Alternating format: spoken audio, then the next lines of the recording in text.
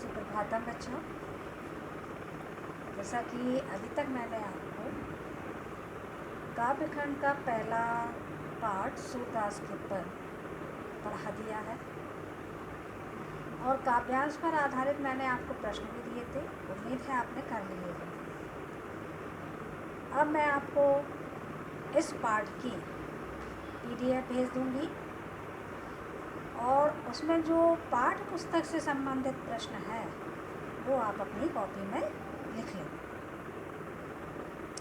इसके अलावा जो भी आपके और प्रश्न रहेंगे उन्हें आपको अच्छे से पढ़ना है, समझना है, क्योंकि बोर्ड में किसी भी तरीके से प्रश्न पूछ लिए जाते हैं तो उसमें जो है आपके कई प्रकार के प्रश्न दिए गए हैं, उनके उत्तर भी हैं साथ में, उन्हें भी आप पढ़ लें तो आपका पाठ अच्छे से तैयार हो जाएगा। अब आज मैं आपको काव्य खंड का दूसरा अध्याय राम लक्ष्मण परशुराम संवाद ये पढ़ाने जा रही हूँ। इसको तो आपने अभी टीवी पर सीरियल जो रामायण आया था उसमें आपने देखा होगा, तो इसे तो आप बहुत अच्छे से समझ सकेंगे। उम्मीद है मुझे कि आप इसको अच्छे से समझ लेंगे। तो जैसा कि बेटा राम लक्ष्मण परशुराम संवाद ये आपका चैप्टर गोस्वामी तुलसीदास जी के द्वारा रचित है। तो सबसे पहले मैं आपको गोस्वामी तुलसीदास जी के बारे में बताना चाहूँगी कि ये जो गोस्वामी तुलसीदास जी इनका जन्म जो है आपका 1532 ईस्वी में उत्तर प्रदेश के बांदा जिले के राजापुर नामक ग्राम में हुआ था। इनके पिता का नाम आत्माराम दुबे और माता का नाम तुलसी देवी था। इनके गुरु जो थे वो नर हरिदास थे। इन्होंने इनका नाम राम बोला रखा था। ये जो है इन्हें अपने साथ ले गए थे और रामचंद्र जी की कथाएं, रामायण की कथाएं इन्हें सुनाया करते थे। इस प्रकार से जो है इन्होंने वहाँ अध्ययन किया और काफ़ी समय तक अध्ययन किया था और फिर उन्होंने कैसे किया इसके पीछे भी एक कहानी है। कहते हैं कि ये जो थे इनकी पत्नी का नाम था रत्नावली और ये अपनी पत्नी से बहुत प्रेम करते थे, मतलब उनके प्यार में बिल्कुल मुग्ध रहते थे, लुप्त थे। तो एक बार इनकी पत्नी जो है अपने मायके चली गई थी। तो अब इनसे ये तो दिन निकल गया पूरा ऐसे ही, चलो तड़प ऐसे, लेकिन अब रात निकालना इनके लिए मुश्किल हो रहा था और उस समय बारिश के दिन चल रहे थे। कहते हैं ये सारी बातें कि बारिश के दिन चल रहे थे तो इन्होंने पैदल ही पत्नी के मायके तक ये पैदल बरसात में भीगते चले गए और उन्होंने जाकर के अपनी ससुराल में गेट कुछ नहीं खटखटाया और पत्नी से मिलने की आशा में उसको कहते हैं कि एक उसी के कमरे से उन्हें जो रात में उसी की खिड़की से, कमरे की खिड़की से एक सांप लटक रहा था, लेकिन उन्हें उस समय वो चीज़ समझ में नहीं आई और वो सांप को जो है रस्सी समझ करके उधर ऊपर उसके कमरे में उसी को पकड़ करके चढ़कर चले गए। जब इनकी पत्नी ने ये देखा कि मतलब इतना वो ये जो हाड़ मांस है इससे शरीर बना हुआ है 5 तत्वों के से, इस शरीर से ये नाम वो करते हैं कि इसके पीछे जब उन्होंने झांक कर देखा कि उन्होंने पूछा इनसे कारण कि किससे आए हो, तो उन्होंने बताया कि हम एक रस्सी लटक रही थी उससे चढ़ करके आ गए। तो उन्होंने जब झांक कर देखा तो वो रस्सी नहीं सांप था। तब उन्हें ये कहना आया कि बताओ ये हमारे शरीर से जो 5 तत्वों का बना हुआ है और मिट्टी में मिलना है, इससे इतना प्रेम करते हैं कि इन्होंने कुछ भी नहीं देखा और चले आए। तो फिर उन्होंने थोड़ा सा गुस्सा करके बताया कि यदि आप मेरे अस्थि चर्मय देह मन तामे ऐसी भी ऐसी जो श्री राम ने हो न भो ही। तो इस प्रकार से कहा कि यदि तुम हमारे जो है 5 तत्वों से बने हुए हाड़ मांस के शरीर से तुम इतना प्रेम करते हो, यदि तुम इतना प्रेम श्री राम जी से करो तो तुम भवसागर से पार हो जाओगे, तुम्हारा कल्याण हो जाएगा। अब ये बात जो है ना बहुत लग गई और उसी समय वो वैसे ही लौटे चले आए और आकर के उन्होंने ईश आराधना की, ग्रंथों का किया, भगवान की भक्ति की और फिर ये यहाँ तक पहुँचे। तो इनके जो है इन्होंने बहुत अच्छे अच्छे ग्रंथ लिखे,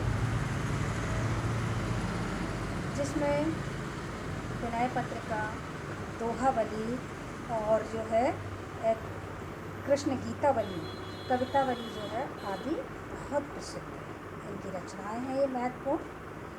इनके ग्रंथ जो है अवधी भाषा में लिखे गए हैं और ये जो आपका राम लक्ष्मण परशुराम संवाद है, इसको कहते हैं कि तुलसीदास जी की रचना है रामचरितमानस। तो रामचरितमानस के बाल कांड से का ही ये एक भाग है या अंश है। राम लक्ष्मण परशुराम संवाद रामचरितमानस के बाल कांड का एक अंश है।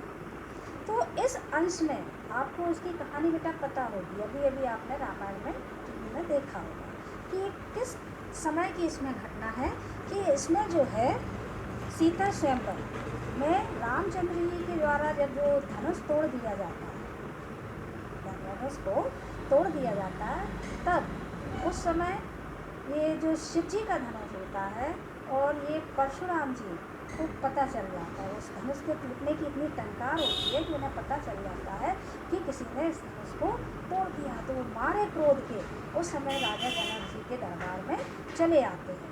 जब राजा जनक जी के दरबार में आकर के वो अपना क्रोध प्रदर्शित करते हैं तो उसी समय का ये जो है आपका सब संवाद है कि राम लक्ष्मण और परशुराम जी के बीच में जो भी बातचीत होती है वो बातचीत आपकी इसी चैप्टर में बताई गई है, उसका कुछ अंश इसमें दिया गया है। तो बेटा ये जो है धनुष टूटने की भी क्यों राजा जनक जी ने ऐसी सीता के स्वयंवर की शर्त रखी थी, क्या आपको पता है? तो इसके लिए कहते हैं कि राजा जनक जी की जो पुत्री सीता जी थी, एक बार वो कुछ कर रही थी तो इनके उसमें वो धनुष रखा हुआ था शिव जी का यही, तो उसको सीता जी ने उठा करके एक जगह से दूसरी जगह रख दिया था। तो उस समय जनक जी ने देख लिया, तब उन्होंने समझा कि ये सीता जी कोई साधारण नहीं है, कोई साधारण स्त्री नहीं है, इसलिए इन्हें तो इन्हीं के समान योग्य वर की आवश्यकता है। तब उन्होंने ये प्रतिज्ञा करी थी कि जो भी इस धनुष को तोड़ेगा उसी के साथ मैं अपनी पुत्री सीता का विवाह करूँगा, क्योंकि यह धनुष कोई साधारण धनुष नहीं था, ये धनुष शिव जी का धनुष था जिसे हिला पाना भी मुश्किल था। तो राजा जनक जी ने कहते हैं देश देश के भूप बुलाए थे, राजा बुलाए थे कि जो भी इस धनुष को तोड़ देगा, जो भी इस शर्त को पूरी कर देगा, उसी के साथ सीता जी का विवाह कर देंगे। लेकिन वहाँ उपस्थित सभा में कोई भी राजा, एक से एक महान राजा, बलशाली राजा आए थे, लेकिन कोई भी उस धनुष को हिला नहीं पाए थे और रामचंद्र जी ने ही उस धनुष को तोड़ा था और तब राम जी के साथ ही सीता का विवाह या स्वयंवर हुआ था। तो उस समय जब परशुराम जी चले आते हैं तो उसी समय जो भी बातचीत होती है उसी का वर्णन इस पाठ में किया गया। तो आज हम सबसे पहले आपका पहला काव्यांश का भावार्थ बताएंगे, आप इसको पढ़िएगा। उसको जो है चौपाई और दोहा छंद में है, छंद होते हैं आपके, चौपाई है, दोहा है, सोरठा है, इस प्रकार से कई छंद हैं।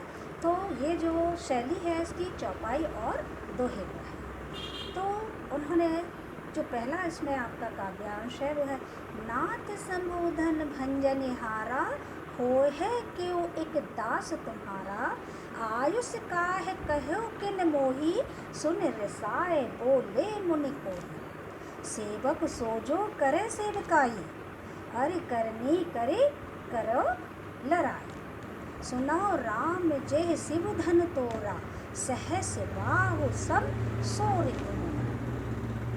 तो पहले इन 4 पंक्तियों का अर्थ आप समझ लें।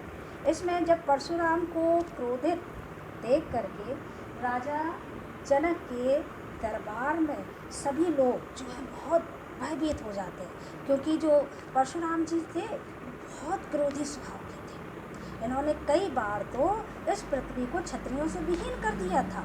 इसलिए सभी राजा इनको देख करके कांपने लगे, भयभीत होने लगे थे। अब क्या होगा?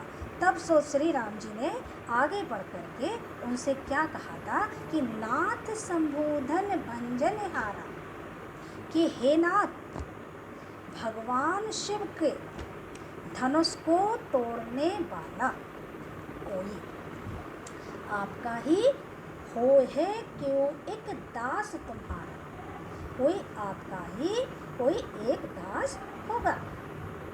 नाथ तो आपको पता ही है, संबोधन मतलब शिव जी का धनुष, भंजनहारा तोड़ने वाला, होए क्यों कोई एक दास तुम्हारा। तो आयुष का है कहो किन मोही, आयुष मतलब आज्ञा, आज्ञा का माने क्या, मोही माने मुझे। तो आयुष का है कहे किन मोही, सुन रसाए बोले मुनि कोही। तो हे प्रभु आप आज्ञा है, कहते हैं आप बताइए कि क्या आज्ञा है, आप मुझसे क्यों नहीं कहते। किन मोही, तो क्या आज्ञा है, कहो किन मोही, आप मुझसे क्यों नहीं कहते। और सुन रसाए बोले मुनि, यह सुनकर के जो परशुराम ऋषि थे, वो मुनि थे, वो बहुत ज़्यादा क्रोधित होते हैं। तो और वो कहते हैं, राम से के वचन सुन करके जब वो क्रोधित हो जाते हैं तो वो क्या कहते हैं कि सेवक सो जो करे सेवकाई, सेवक जो सो करे सेवकाई। यदि तुम, वो क्या कहते थे कि हम आपके दास हैं, पहली पंक्ति में आया था कि आप धनुष को तोड़ने वाला कोई एक दास ही होगा। तो फिर यह सब बातें सुन करके परशुराम जी क्या कहते हैं कि सेवक सो जो करे सेवकाई। यदि तुम सेवक हो तो सेवक का कार्य क्या होता है, सेवा करना। तो वो जो सुनकर क्या कहते हैं कि यदि सेवक वह कहलाता है जो सेवक वह कहलाता है जो सेवा का कार्य करता है। लेकिन तो क्या कहते हैं, अरे करनी करो लड़ाई, तुमने तो शत्रुओं का कार्य करने किया है, और जो शत्रुओं का कार्य करता है वो तो शत्रु है। तो तुमने तो लड़ाई का कार्य किया ना, शत्रु क्या करता है, तुमने तो शत्रु का कार्य की लड़ाई ही हमसे मोल ले ली। इसलिए तुम क्या हो, जिसने भी इस धनुष को तोड़ा है वो तो हमारा शत्रु है, शत्रु के समान ही है। अब वो क्या कहते हैं आगे कि सुनो राम जे शिव धन तोड़ा, सुनो राम, हे राम, जिसने भी इस शिव जी के धनुष को तोड़ा है, सहस बाहु सम सो रिपु मोरा, वह सहस बाहु राजा थे, उनकी सहस बुझाई थी, वो सहस बाहु के समान मेरा शत्रु, रिपु माने शत्रु है। और सो बिल गाँव बिहाय समाजा, इसलिए वो इस जो राज दरबार में जितने जो भी है उनमें से वो बिल्कुल इस समाज में जो भी बैठे हो कि सो बिल गाँव बिहाय समाजा, नाता मारे जय है सब राजा। इसलिए इस समाज से जिसने भी इस धनुष को तोड़ा है वो अलग हो जाए, नहीं तो इस राजसभा में जितने भी राजा बैठे हैं वो सारे मारे जाए। सुने मुने बचन लखन मुस्कान, बोले परस धरे अब मान। सुने मुने बचन लखन मुस्कान, इस प्रकार आपको पता होना चाहिए कि रामचंद्र जी तो विनम्र स्वभाव के थे और लक्ष्मण जी थे तो उग्र स्वभाव के थे। तो जब लक्ष्मण जी परशुराम जी के इन वचनों को सुन करके मुस्कुरा करके बोलते हैं, क्या बोलते हैं, मुस्कुराने लगते हैं और बोलते हैं कि परस धरे अब माने। वो क्या कहते हैं कि जो ये धनुष क्या है कि परशुराम ने लक्ष्मण जी के मुस्कुराने पर परशुराम का जो है वो अपमान करते हुए बोलते हैं। अब माने मतलब होता है अपमान करते हुए वो क्या बोलते हैं कि हे गुसाई के बहु धनोही तोरी लड़काई। क्या कहते हैं, बहु धनोही तोरी लड़काई, कबो न अस रिस कीने गुसाई, कि हमने तो बहुत सारे धनुष बचपन में लड़कपन में बचपन में तोड़े हैं। और कबहू ना असिर कीने गुसाई, तब तो कभी आप गुसाई ने, आप मुनि लोगों ने कभी भी क्रोध नहीं किया है, कभी भी आपने गुस्सा नहीं किया है। और एह धनु पर ममता के हो हेतु, इसलिए तो आगे क्या कहते हैं, तब तो आपने कुछ भी गुस्सा नहीं किया, लेकिन आज इस धनुष पर आपकी इतनी मोह माया क्यों है, इतना ममत्व क्यों है, इतनी ममता क्यों है। सुने रसाय कहे भृगु कुल की, ये सुन करके बिल्कुल क्रोधित होकर के भृगु के कुल में उत्पन्न हुए परशुराम जी कहते हैं, क्या कहते हैं, वो दोहा बोलते हैं, रे नृप बालक काल बसे बोलत तो है न संहार, धनु ही सम त्रिपुरा रे धनु विदित सकल संसार। तो वो कहते हैं, हे नृप बालक, हे राजा के पुत्र, तुम मृत्यु के बस में, ये तुम्हें मृत्यु का जरा भी डर नहीं है, इसलिए तुम ऐसा बोल रहे हो। इसलिए बोलत तो है न समार, इसलिए तुम ऐसे चाहे कुछ भी बोल रहे हो, अपनी जबान को संभाल करके नहीं बोल रहे हो। वो धनु ही सम त्रिपुरारी धनु विदित सकल संसार, तुम जो हो ये सारे धनुषों के समान, तुम ये शिव जी के धनुष को, सारे धनुषों को एक समान समझ रहे हो। ये शिव जी के धनुष के बारे में तो पूरा संसार जानता है, इसलिए तुम्हें सब एक समान दिखाई पड़ रहा है। बार बार कहते हैं, इस ये जो शिव जी का धनुष पूरे संसार में विख्यात है, यह तुम सब धनुषों के समान समझ रहे हो। तो आगे जो है काव्यांश, दूसरा काव्यांश है, इसमें जो है फिर परशुराम जी का प्रश्न का उत्तर देते हुए जो है लक्ष्मण जी फिर व्यंग की मुद्रा में कहते हैं इनसे, क्या कहते हैं, लखन कहा हसे हमरे जाना, सुनहो देव सब धनुष समाना, काछत लाभ जून धनु तोरे, देखा राम नयन के भोरे, कि छुअत टूट रघुपतहि ना दोसु, मुनि बिन काज करे कत रोसु, बोले चितय परस की ओरा, रेसठ सुनय सुभाव न मोरा, बालक बोल बंधो नहीं तोही, केवल मुनि जड़ जानहि, बाल ब्रह्मचारी अति कोही, विश्व विदित क्षत्रिय कुल द्रोही, भुजबल भूम भूप बिन कीनी, विपुल बार मह देवन दीनी, सहस बाहु भुज छेदन हारा, परस विलोक महीप कुमारा। तो लक्ष्मण जी और परशुराम जी के संवाद चलता है, तो यहाँ परशुराम जी अपनी जो है विशेषताओं का बयान भी करते हैं। इसमें वो अपने स्वभाव के बारे में भी बताते हैं कि हमने क्या क्या किया है। तो यहाँ पर पहली पंक्ति का अर्थ है, लखन कहा हंस हमरे जान। अब लक्ष्मण जी हंस कर के परशुराम जी से बोले कि हे देव सुनिए, मेरी समझ के अनुसार तो हमरे जाना, मेरी समझ के अनुसार तो जो है, सुना हो देव सब धनुष समाना, ये देव सारे धनुष एक समान है। हमारा जो समझ में है, हमारे समझ के अनुसार तो सभी धनुष एक समान ही होते हैं, कोई अलग कोई अंतर नहीं होता है। तो अब जो है वो फिर वो लक्ष्मण जी श्री राम जी की ओर देख करके बोलते हैं, फिर क्या बोलते हैं कि का क्षति, क्षति माने हानि, लाभ लाभ जून धनु तोड़े, जो इस धनुष को तोड़ने में, फिर इस धनुष को तोड़ने में क्या लाभ है और क्या हानि है। देखा राम नयन के भोरे, रामचंद्र जी ने तो केवल इसे, नयन मीन्स नए नए धनुष समझकर ही देखा था उसे, केवल देखा राम नयन के भोरे, नयन मीन्स नए के समान समझ करके उन्होंने तो इसे देखा था, केवल इसे उन्होंने छुआ ही था। छुअत टूप रघुपतहि ना दोषु, उन्होंने केवल नया समझ करके इस धनुष को छुआ था। और ये तो जो है वो क्या कहते हैं कि छूहट टूट रघुपतहि ना दोषु, और इसे जैसे ही रघुपति यानी रामचंद्र जी ने इसे छुआ ही था कि वो धनुष टूट गया, इसमें रामचंद्र जी का क्या दोष। तो मुनि बिन काज करे कत रोष, मुनि बिन काज करे सखत रोसी। इसलिए हे मुनिवर, आप बिना किसी कारण के आप क्रोध कर रहे हैं। उन्हें पर केवल छुआ ही था।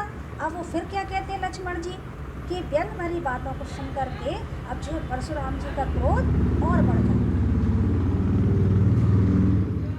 उसमें वो क्या करता है, उनके क्रोध में लक्ष्मण जी के व्यंग भरे वचन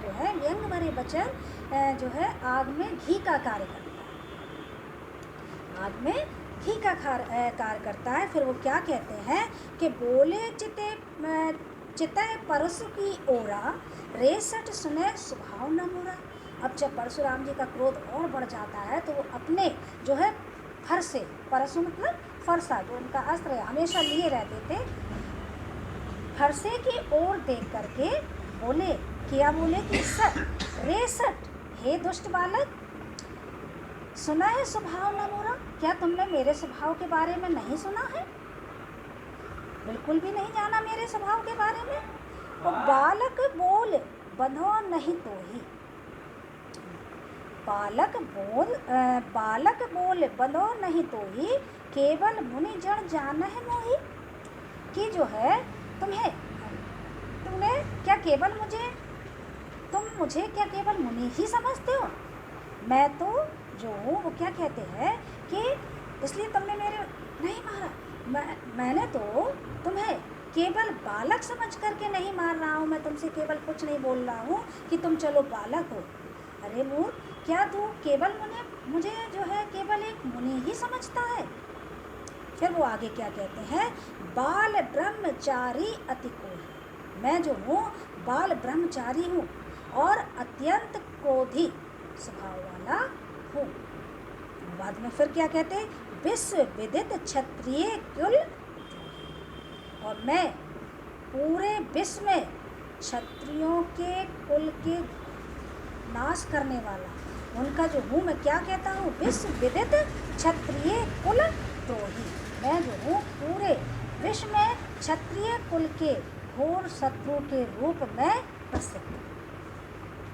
क्योंकि जो था इन्होंने ही अपनी भुजाओं के बल पर इस पृथ्वी को क्षत्रियों से विहीन कर दिया था और ब्राह्मणों को दे दिया था। आगे वो बताते हैं कि भुज बल भूमि भूप बिन कीनी, मैंने अपनी इन्हीं भुजाओं के बल से पृथ्वी को कई बार क्षत्रिय राजाओं से विहीन कर ब्राह्मणों को क्या कहते, विपुल बार महदेवन में से यहाँ पर ब्राह्मणों को कई बार मैंने ब्राह्मणों को दान में दे दी। अपनी सारी विशेषताएं बता रहे हैं यहाँ पर, और इसलिए मेरे क्या कहते हैं कि दे दी है। अब वो क्या कहते हैं कि सहस बाहु भुज छेदन हारा, परस ब्लोक महिप कुमारा। कि वो क्या कहते हैं कि हे राजकुमार, महिप कुमारा माने होता राजकुमार, मेरे इस फरसे को देखो। क्या कहते हैं, इस फरसे, परस ब्लोक मीन्स देखो, परस माने फरसे को, महिप कुमारा मीन्स हे राजकुमार तुम मेरे फरसे को देखो, जिससे मैंने सहस्रबाहु, जो एक राजा था जिसकी सहस्त्र भुजाएं थी, उस राजा की भुजाओं को काट डाला था। छेदनहारा मीन्स काट दिया था उसकी भुजाओं को, बिल्कुल उसके अंग से अलग, धड़ से अलग कर दिया था। अब जो है दोहा है, ये आपका चौपाई थी कि मात पिता है जन सोच बस, करस महिष किशोर, गर्भन के अर्भक दलन, परस मोर अति घोर। फिर यहाँ पर वो बताते हैं कि जो है महिष किशोर, यहाँ पर महिष किशोर का मतलब है राजा के बालक, अर्थात लक्ष्मण जी वो राजा के बालक हैं, राजा दशरथ के पुत्र हैं। तो कहते अरे राजा के बालक लक्ष्मण, तू मुझसे भिड़कर, क्योंकि आपस में बातचीत ऐसी कर रहे हैं कि उनके क्रोध और बढ़ा रहे हैं, उनके क्रोध को लक्ष्मण जी। तो कहते हैं कि तू मुझसे भिड़कर केवल अपने माता पिता को चिंता में मत डाल, मात पिता जन सोच बस, सोच बस माने चिंता में, चिंता में मत डालो। तुम अपने माता पिता की चिंता करो कि तुम उनके पुत्र हो। यदि हम तुम्हें कुछ मान लीजिए कुछ इधर कर दें, मार दें, तो तुम्हारे माता पिता का क्या होगा, इसलिए उनके बारे में तो सोचो। तो चिंता में मत डाल और अपनी जो है मौत को मत बुलाओ, अपनी मृत्यु को मत बुलाओ। फिर कहते गर्भन के अर्भक दलन परस मोर अति हो। फिर वो अपने परसे की तारीफ करते हुए कहते मेरा फरसा बहुत भयंकर है। यह गर्भ में गर्भन के अर्भक, अर्भक माने होता है बच्चा, वो दलन माने कुचलने वाला या नाश करने वाला। तो ये मेरा जो परसा है ये बहुत भयंकर है, बहुत भयानक है। यह गर्भों में पल रहे बच्चों का भी नाश कर डालता है। तो आशा है बच्चों आज की कक्षा में आपको ये समझ में आ गए हों। आज के लिए इतना ही काफ़ी है। आप इसको घर में अच्छे से पढ़िए और समझिए और प्रश्न उत्तर भी बनाकर आप लिख सकते हैं। नहीं तो कल हम आपको उसके काव्यांश से संबंधित प्रश्न भेजेंगे, आप उनके उत्तर लिखिएगा। धन्यवाद।